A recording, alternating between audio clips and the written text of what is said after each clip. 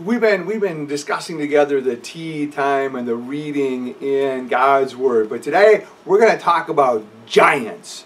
Giants. Because in our reading, some of the people noticed in Genesis chapter 6 how God talks about what's called the Nephilim are in that land.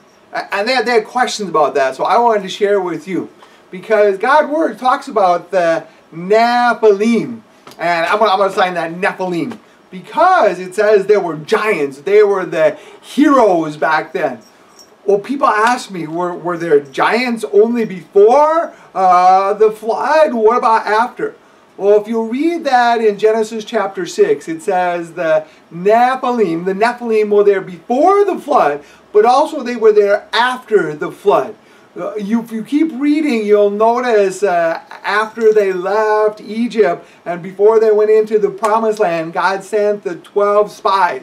And when in there, they searched around for 40 days and they saw the giants. And the people, the spies said, "We looked small like grasshoppers in their eyes."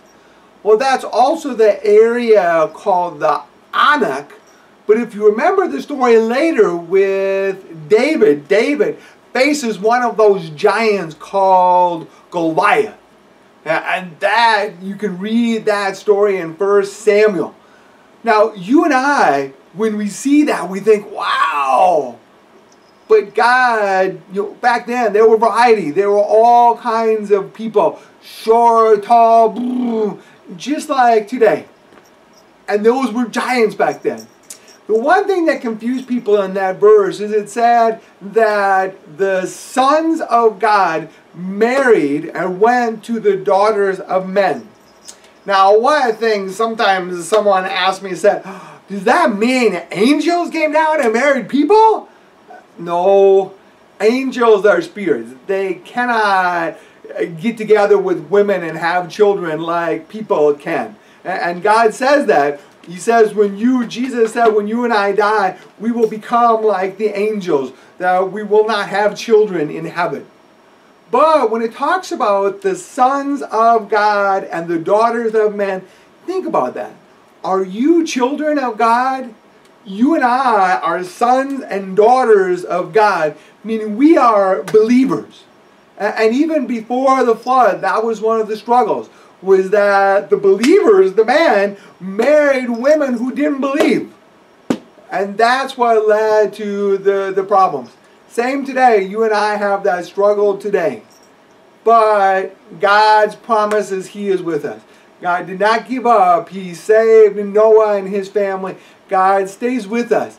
God stays with His people. And when you and I have to face those giants of the world, whether it's someone who's intimidating me, or whether it's a tough struggle, it's some challenge I have to face, God's with us. And with God with us, you and I, we trust He will help us win everything.